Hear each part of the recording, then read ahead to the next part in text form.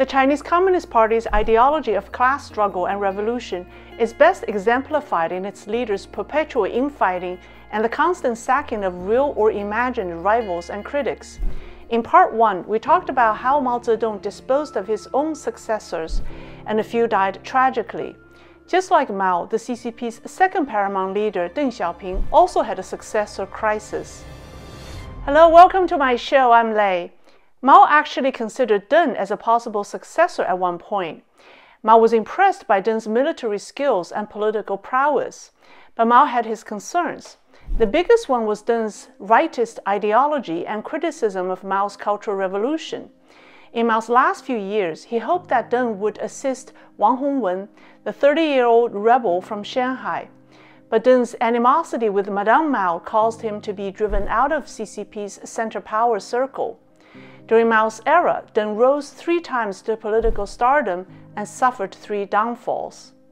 As the CCP's supreme leader, Mao Zedong was completely deified and worshipped as both a spiritual leader and head of state. His words were published in the Little Red Book and treated like the Holy Gospel. Unlike Mao, Deng was very pragmatic. His ups and downs within the CCP taught him great survival skills, and he applied them to his rule. To the people on the left, he was a reformist. To the reformists, he was a hardcore leftist. Deng had no clear position and did whatever was practical. He once said, "Watch out about the rightists, but be more careful with the leftists." Questioned about the country's economic direction, he famously stated, "Black cat or white cat, whichever is able to catch a mouse is a good cat." Deng's first chosen successor, Hu Yaobang, was a Deng ally, and the first position Hu took after the Cultural Revolution was to redress those who had been wrongfully persecuted during the decade-long movement. Despite opposition, Hu conducted investigations and reinstated the reputation of many people. Because of Hu's work, his popularity rose and he won many people's respect. Hu was outspoken and a daring reformist. After becoming the chairman of the party in 1981, he openly pushed for term limits within the CCP leadership. This and his call for anti-corruption against the princelings angered the old party patriarchs. In 1985, Hu gave a 2-hour interview to a Hong Kong reporter who wrote a 20,000-word piece about him. The report praised Hu as a reformist and criticized the CCP hardliners. This made Deng very upset. In December 1986, China saw the first student movement after the Cultural Revolution. Student protests seeking freedom and democracy broke out at China's University of Science and Technology in Anhui Province and quickly spread to Beijing, Wuhan, and other cities. Deng attributed the movement to Hu and accused him of being too liberal and too lenient on the students. 1 month after the student protests, Deng ousted Hu on the pretext that he was ineffective in fighting bourgeois liberalization. After Hu's ouster, Deng chose another successor, Zhao Ziyang, who became the head of the party in 1987. Prior to that, Zhao had been China's premier for 7 years. Zhao was also a reformist. 2 years later, on April 15, 1989, Hu Yaobang died.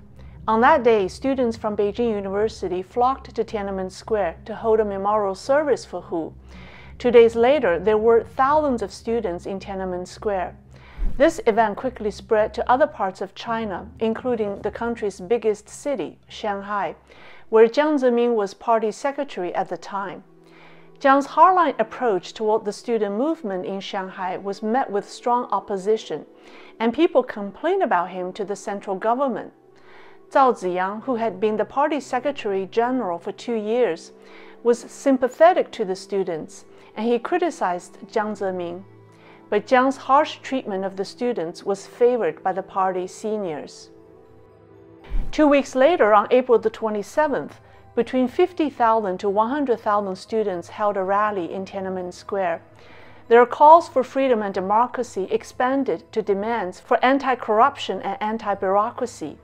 From 1987 to 88, due to the CCP's failed monetary policies, China saw 30% inflation. It caused panic, but some officials benefited from the government-manipulated pricing because they had access to quota and were able to buy low and sell high.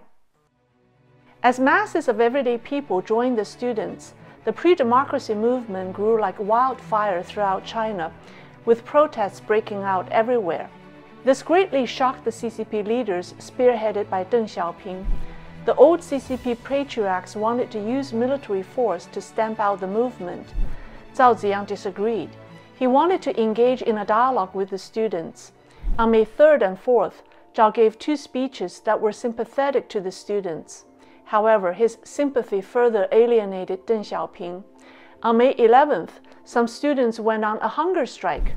Deng soon gave the green light to order martial law in Beijing. Realizing that his political career was over, Zhao Ziyang went to Tiananmen Square at 4 a.m. on May 19th to address the students. The first thing he said was, "We should have come earlier. I'm sorry, students. No matter what you say about us or criticize us, you deserve to do so." He then pleaded with the students to leave the square, as he knew what would happen. 你们不想我们就老了，无所谓。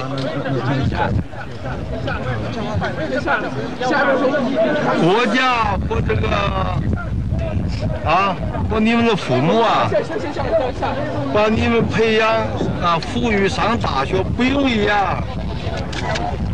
现在19岁、18岁、20几岁就这样子就这样子把生命牺牲掉啊！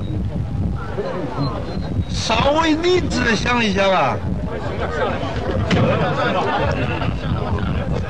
我今天不是来跟你们对话的，今天就是说叫同志们能不能理智一些？你们想想，现在已经到了一个什么严重的情况？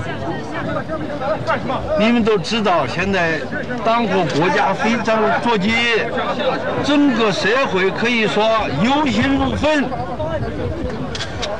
整个北京都在议论你们这个事情。前面还把手拉起来，都手拉起来。另外，你们也知道，北京的情况也不能再继续下去了。我们这个大个城市又是首都各方面现在严重的情况一天一天在增加。2 weeks later, the CCP used tanks and live ammunition against its own citizens in what is known as the Tiananmen Square Massacre, in which hundreds, if not thousands, of people were killed. Zhao was denounced. Some of his subordinates, who were China's earliest reformists, were demoted, expelled from the party, relieved of their positions. Some fled China. One was sent to prison. Zhao lived under house arrests until his death in 2005. I know many people in the West hope to see reformists within the CCP to gain power. I'm sorry to say that there aren't real reformists within the CCP. They're gone. Deng Xiaoping's first 2 successors, Hu and Zhao, were the CCP's highest-ranking reformists. Look what happened to them. So any thinking that a reformist will one day change the CCP is wishful thinking. After the 1989 June 4th massacre, Jiang Zemin's hardline position against the students in Shanghai won approval from the CCP seniors. Deng Xiaoping endorsed Jiang Zemin as the next CCP leader. Jiang didn't come from a red family, nor was he a capable leader, or had a strong tie to the central leadership. His only credit was his hardline position on the student protesters in Shanghai. That's why people say Jiang Zemin is the biggest beneficiary of the Tiananmen Massacre. However, Deng was disappointed by Jiang's performance soon after he became the leader. At one point, Deng wanted to remove Jiang and warned him to do his job or step down. But Deng feared that if he removed Jiang, who rose to power after the Tiananmen Massacre, some people will want to seize the opportunity to vindicate the victims of the massacre. So he didn't remove Jiang, but instead made 2 decisions that would greatly impact Jiang Zemin and the leaders after him. What were they? We'll talk about them in part 3 of this series. I made a video about the U.S. government and George Bush Sr.'s role in the aftermath of the Tiananmen Square Massacre. I highly recommend it. If you've enjoyed my videos, please like and share them. Thank you for watching, and I'll see you next time.